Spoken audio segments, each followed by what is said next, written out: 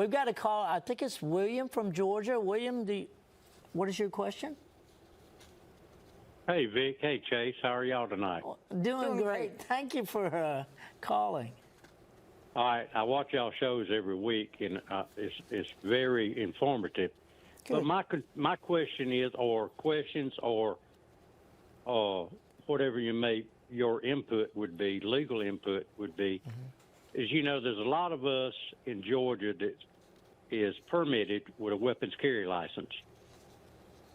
And with that being said, how does a person, when it comes pertaining to stand your ground law in Georgia, should he or she retreat, lock themselves in their house?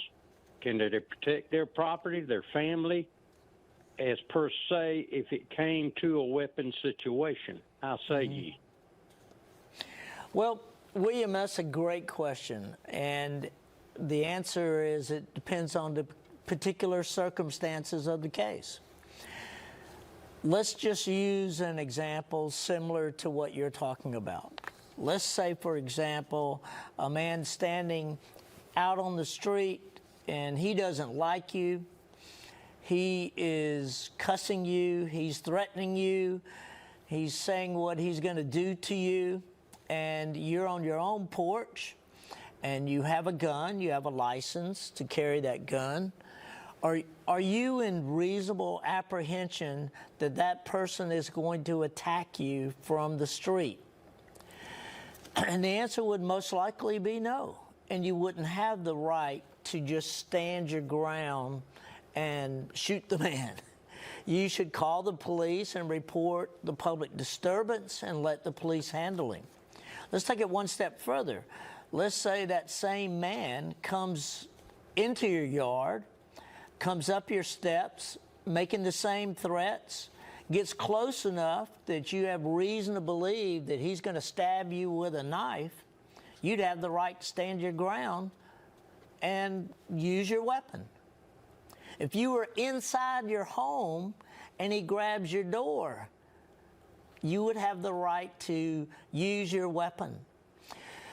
A judge in our community, a retired Superior Court judge, was in his own home one night and heard a disturbance in his home, sees a man who has broken into his home walking down the stairs with a mask, socks on his hands, and he had the right to stand his ground and defend his home and defend his person, and he did.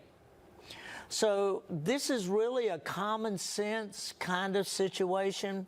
It's one that you know that you're right in doing what you're doing, and in Georgia you have tremendous protection. Yeah. And I'll just say that this is one of the things that we rely on a jury for. So they're going to judge you if, for instance, you were charged with a crime associated with some sort of shooting, based on what a reasonable person would do in those situations. It's a law school type question. It's a case where a gentleman heard noises outside of his house. Someone was firing a gun. He steps outside of his home, and he can't see who the person is, but he can see a silhouette because the street light is behind him. And he can see that that person has a gun in their hand. Well, he shot a police officer in his chest. He didn't know that it was a police officer. He thought, and reasonably so under the circumstances, that someone was there to hurt him. The guy didn't identify himself as a police officer. That you meet somebody in the middle of the night right outside your home and they're standing there with a gun and all you can see is their silhouette. You are within your rights to defend yourself and defend your ground.